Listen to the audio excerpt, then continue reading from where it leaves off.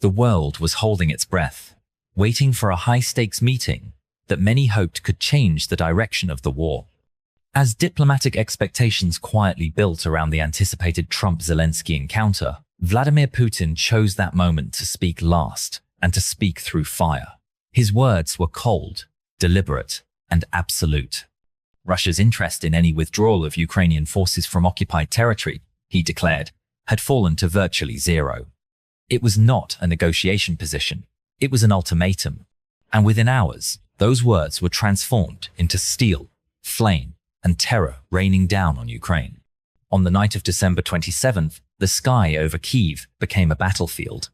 More than 600 drones and missiles surged toward the Ukrainian capital and other major cities, striking civilian neighborhoods, infrastructure hubs, and power plants with relentless precision. Air raid sirens wailed without pause for 17 straight hours, an unbroken scream that echoed through the streets and into the bones of everyone who heard it. Families fled underground, packing into subway stations with blankets, children, and whatever hope they could carry. Above them, energy workers climbed through smoke and debris, risking their lives to keep the electrical grid alive, to keep the country breathing in the dead of winter. Putin's message could not have been clearer: surrender or freeze in the dark. But Ukraine did not wait for the smoke to settle. Even as fires still burned and sirens still echoed, retaliation was already in motion.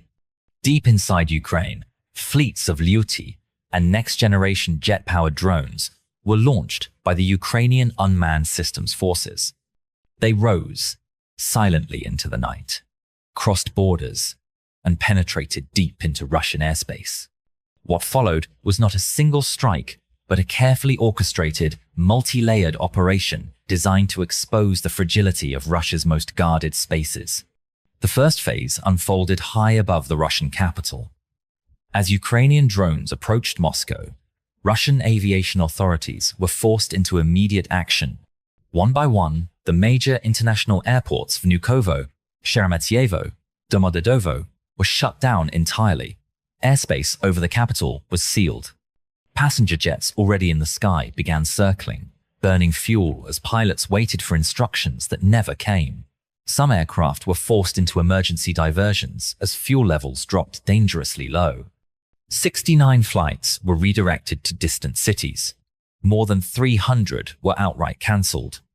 Flight radar data and eyewitness reports painted a surreal picture. Planes bound for Moscow from as far away as Krasnodar were suddenly ordered to land in Kazan instead, trapping exhausted passengers inside aircraft for hours. The disruption rippled outward. Airports in Kaluga, Yaroslavl, and Nizhny Novgorod were simultaneously closed, confirming that this was not an isolated incident, but a coordinated paralysis of Russia's civil aviation network. Thousands of Russian citizens spent the night stranded in terminals, sleeping on floors under harsh fluorescent lights, confronting a reality they had been told would never reach them. For years, the Kremlin had promised that the war was distant, controlled, something happening far away. That illusion shattered in those terminals. As flight boards filled with red cancellation notices, Moscow's image as an untouchable fortress began to crack. Passengers locked inside planes for 3.5 hours, water rationed out by airport staff, watched the state's promise of security collapse in real time. The capital, the showcase city, was no longer immune. While Moscow's skies descended into chaos, the second phase of Ukraine's operation was already unfolding hundreds of kilometers away. 700 kilometers southeast of the capital, in the Samara region, Ukrainian drones closed in on a target of far greater strategic value: the Syzran oil refinery. This facility was not just another industrial site, it was a critical artery supplying fuel to the Russian military. What happened there revealed the evolution of Ukraine's deep strike capability. These drones did not strike randomly. They targeted the refinery's atmospheric distillation unit, the core system that converts crude oil into gasoline and diesel.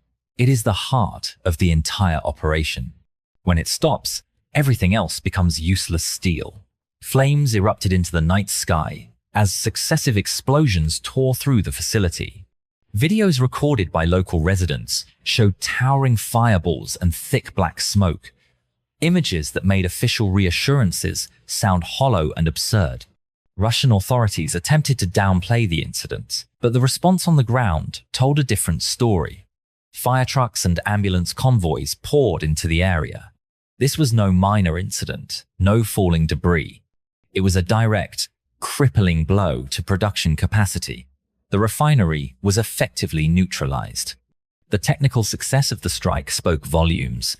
Ukraine was no longer relying on isolated attacks. The Ukrainian Center for Unmanned Systems had begun deploying swarm tactics, overwhelming air defenses with sheer volume, blinding radar systems, and forcing impossible choices.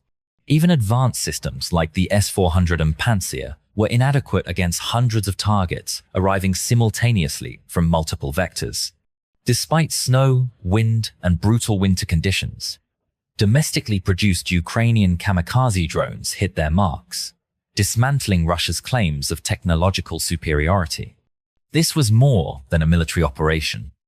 It was the opening of a domino effect that began tearing at Russia's social, economic, and logistical fabric. The closure of Moscow's airports marked the moment when millions of Russians realized the war was no longer something on television. It was something that could strand them, trap them, and upend their lives without warning. The economic consequences followed immediately. Logistics, costs, and insurance premiums soared. For trading partners like China and India, the message was unmistakable. If cargo planes could not reliably land in Moscow, then Russia's connection to the global economy was becoming dangerously unstable. Every diverted flight, every cancelled route, tightened the isolation. Yet the deeper damage was unfolding quietly and relentlessly.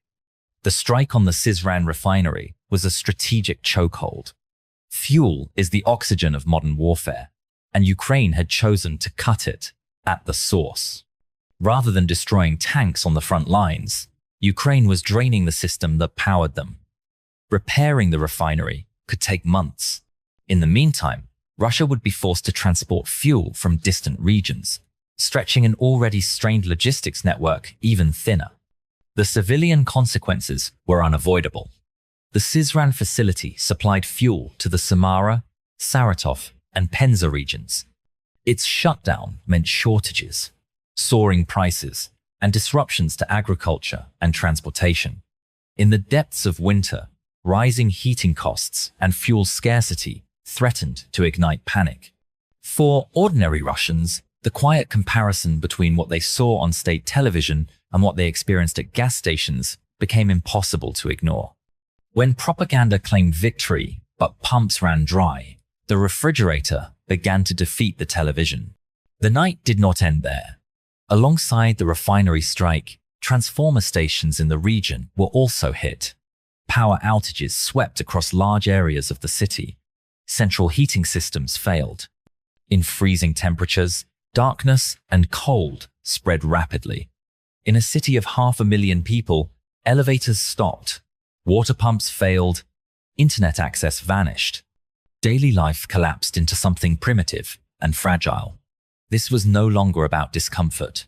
It was the outline of a humanitarian crisis and the visible failure of the state's most basic promise: protection. At the same time, these attacks exposed a fatal flaw in Russia's air defense doctrine.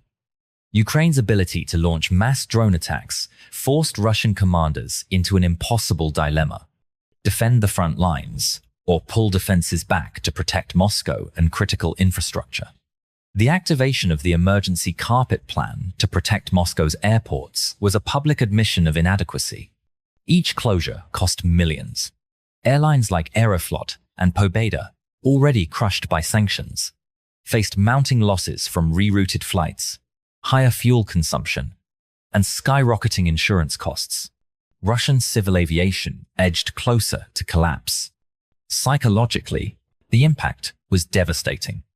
Statements from senior officials promising relentless pressure on Ukraine were drowned out by the sound of explosions over Russian cities. In Syzran, residents awakened by multiple blasts in the dead of night experienced something state censorship could not erase: fear. Fear is the most powerful truth-teller. It cuts through propaganda and exposes reality. All of this unfolded against a carefully chosen diplomatic backdrop. The timing was not accidental.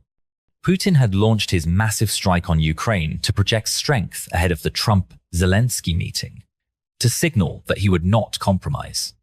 Russian officials openly dismissed Western peace efforts, insisting withdrawal was off the table.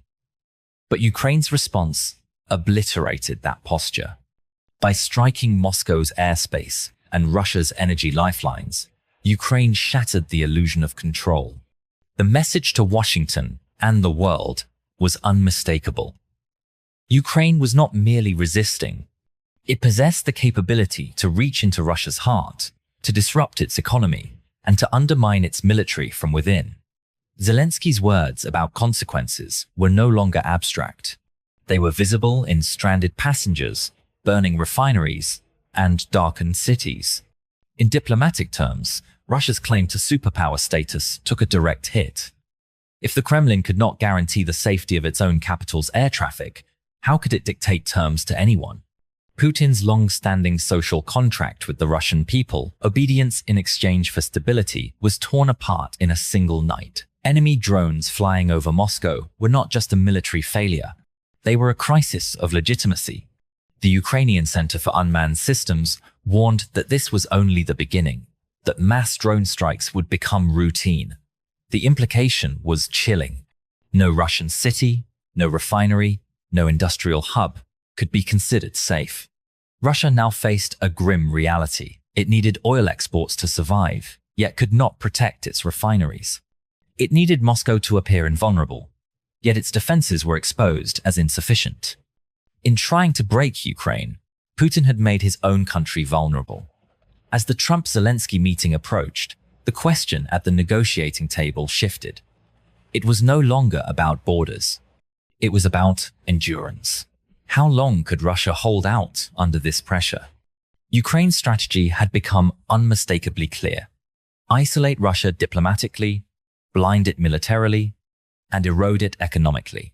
That night over Moscow was proof that the strategy was working. What unfolded in the skies was more than an airstrike. It was the moment the Kremlin's armor was pierced. While Putin attempted to suffocate Kyiv with missiles, he trapped his own citizens in chaos, isolating his capital from the world. The flames rising over Syzran and the closed gates of Moscow's airports carved a message into Russian soil that could not be censored or denied. The war was no longer distant. It was overhead, undeniable, and burning. And burning.